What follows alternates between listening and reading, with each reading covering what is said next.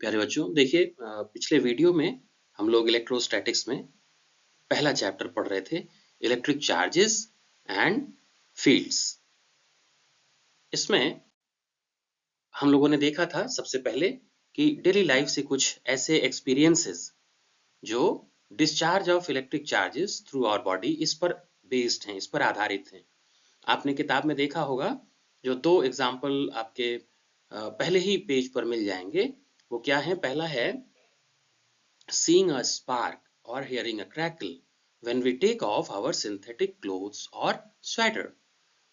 दूसरा एग्जाम्पल है experiencing a sensation of electric shock while opening the door of a car. जिन लोगों ने किताब देखी होगी उनको ये दोनों एग्जाम्पल मिले होंगे। ये बिल्कुल आपकी टेक्स्ट बुक के दोनों एग्जाम्पल हैं। इसके बाद हम लोगों ने देखा था कि इलेक्ट्रिक चार्ज, इसके दो बेसिक काइंड्स हैं, नेगेटिव एंड पॉजिटिव। जो अगली बात हम लोगों ने की थी कि कैसे दो ब्रॉड कैटेगरीज है, कंडक्टर और इंसुलेटर की। वास्तव में इन दोनों के बीच में एक और कैटेगरी है, सेमीकंडक्टर, जिसके बारे में आप आगे के चैप्टर में पढ़ेंगे। A third category, semiconductor, offers resistance to the movement of charges which is intermediate between conductors and insulators. यानी जो सेमीकंडक्टर का रेजिस्टेंस है वो क्या होता है? कंडक्टर और इंसुलेटर के बीच में होता है। इसके बाद देखिए, हमने आपको दो छोटे छोटे असाइनमेंट दिए थे कि आपको अपने वर्ड्स में शार्ट नोट्स लिखने हैं। पहला असाइनमेंट क्या था? Earthing and it's importance. इस पर हमने आपको पहला असाइनमेंट दिया था।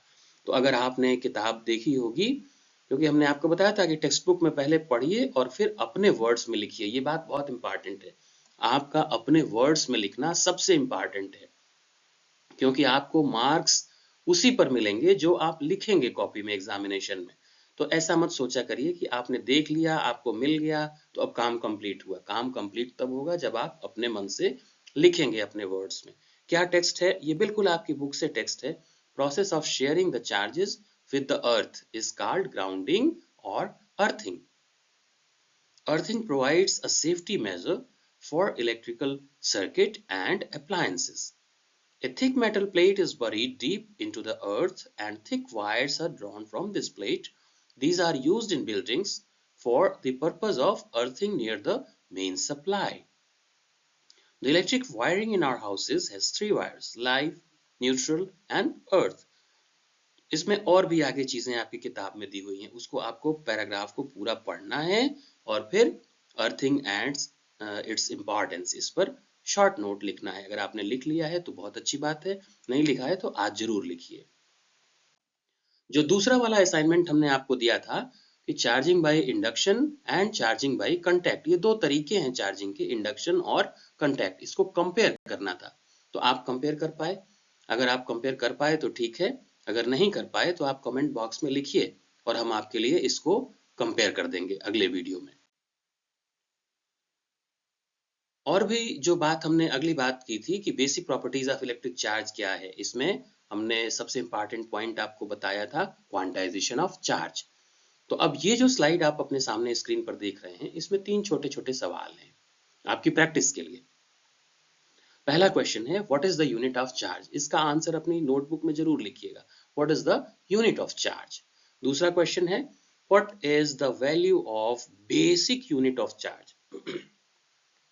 चार्ज की जो बेसिक यूनिट है, पहले तो ये पता हो, फिर आप उसकी वैल्यू लिख देंगे, यानी न्यूमेरिकल वैल्यू की बात हो रही है। What is the value of basic unit of charge?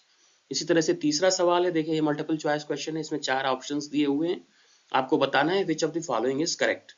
इसको हम आपके लिए पढ़ दे रहे हैं। पहला ऑप्शन क्या है? 1 microcoulomb is equal to 1 millicoulomb. दूसरा है 1 microcoulomb is equal to 10 to the power -6 coulomb. तीसरा है 1 microcoulomb is equal to 10 to the power -3 coulomb. और चौथा ऑप्शन है नन ऑफ द अबव। इसको आपको अपनी किताब में पढ़ के सही आंसर का पता लगाना है और तीनों क्वेश्चंस का आंसर अपनी नोटबुक में लिखना है। ये बात बहुत इंपॉर्टेंट है। अब देखिए, आप पिछले वीडियो में भी हमने आपको कहा था कि please go through the following slide and select the name of topics which you would like to revise in the next video. आप बताइए कि आप किस टॉपिक को रिवाइज करना चाहते हैं। जब आप ऐसे टॉपिक को लिख देंगे, अपना फीडबैक कमेंट बॉक्स में लिखेंगे, तो हम आपके रिक्वायरमेंट के हिसाब से आपको कंटेंट अवेलेबल कराएंगे। और इस बात को, ये अगली स्लाइड्स टॉपिक्स कहाँ से सिलेक्ट करने हैं, इस स्लाइड में से जो अपकमिंग टॉपिक्स है। पर आप इस बात का ध्यान रखिए कि जिस पर आपको रिवीजन की जरूरत है उसी पर हम आपको कंटेंट देंगे। तो आप सेलेक्ट करके इसमें से कि कौन सा टॉपिक आपको मुश्किल लग रहा है उसको कमेंट बॉक्स में बताइए, जिससे हम आपको उस पर्टिकुलर टॉपिक पर कंटेंट अवेलेबल करा देंगे। जैसे मान लीजिए आपको लग रहा है कि एप्लीकेशंस ऑफ गॉस लॉ, ये आपने आपको मुश्किल हो रही है, तो आप कमेंट बॉक्स में लिख दीजिए कि एप्लीकेशंस ऑफ गॉस लॉ, इस पर हम कंटेंट चाहते हैं, हम आपको अवेलेबल कराएंगे।